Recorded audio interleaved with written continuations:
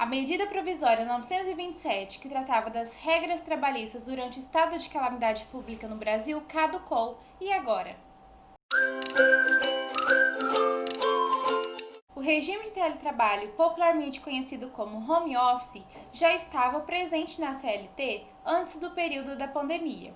Mas muitas pessoas só tomaram conhecimento desse regime de trabalho no início do período pandêmico, quando muitas pessoas tiveram que sair dos seus postos de trabalho e começar a trabalhar em suas casas. A medida provisória 927, ela foi regulamentada a fim de que as regras trabalhistas fossem flexibilizadas a fim de diminuir o contágio causado pelo Covid-19. Mas, no dia 19 de julho de 2020, essa medida provisória caducou. Então, passam a viger novamente as regras contidas na Consolidação das Leis do Trabalho. Durante a MP 927, o empregador tinha que avisar o empregado que ele passaria a trabalhar no regime de teletrabalho 48 horas antes. Atualmente, essa regra não vale mais. Para que o trabalhador passe a trabalhar sobre o regime de teletrabalho, ele deverá concordar e o empregador deverá fazer um termo aditivo constando essa autorização de mudança de regime de trabalho.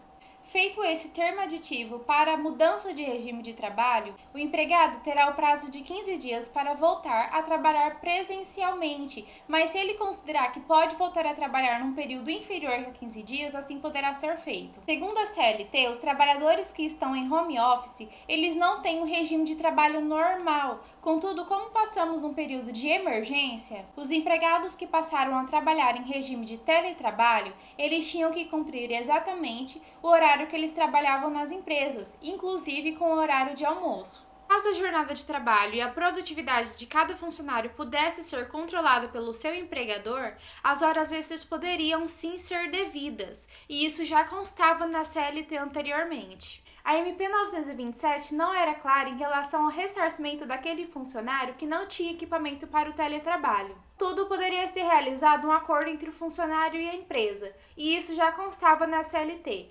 informando que a responsabilidade pelos equipamentos do teletrabalho de cada funcionário seria do empregador.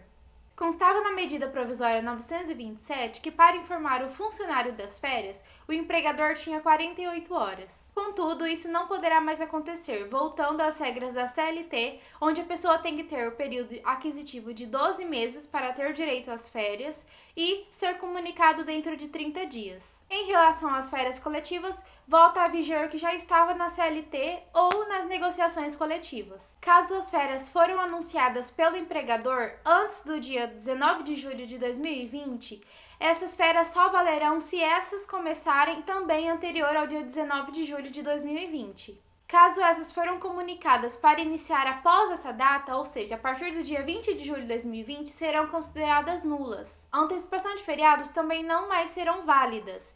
Se alguma autoridade pública, municipal ou estadual antecipar algum feriado, fica o que foi dito pela empresa. A medida provisória 927 também flexibilizou em relação ao banco de horas. Compensação de horas terá o prazo de 18 meses após a cessação do estado de calamidade pública no Brasil, que ocorrerá em 1º de janeiro de 2021, desde que esteja estabelecido em acordo individual ou coletivo.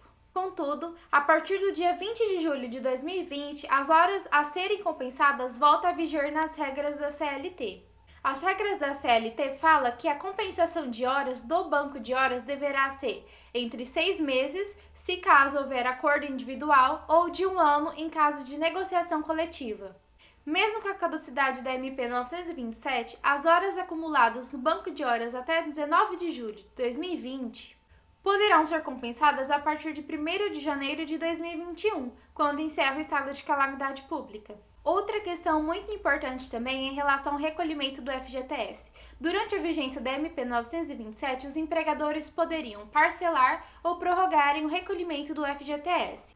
Contudo, com a caducidade da MP, isso não poderá mais acontecer. As convenções e acordos coletivos que tiveram seu prazo encerrado durante a vigência da MP terão seus prazos prorrogados automaticamente. Mas, com a caducidade da MP 927, retoma-se as regras contidas na CLT, sobrepondo-se os acordos coletivos em detrimento dos acordos individuais. Infelizmente, a caducidade dessa MP prejudicará principalmente as pequenas empresas, que tiveram uma baixa na sua economia durante esse período pandêmico, desestimulando os empregadores a abrir novos postos de trabalho, inclusive ocasionando rescisões contratuais com aqueles empregos que ainda existem no Brasil. Bom, pessoal, esse foi nosso vídeo de hoje, explanando um pouquinho sobre as consequências da caducidade da MP 927. Espero que essas informações tenham sido relevantes e, em caso específico, não se esqueçam, procure um advogado de sua confiança. Até o próximo vídeo.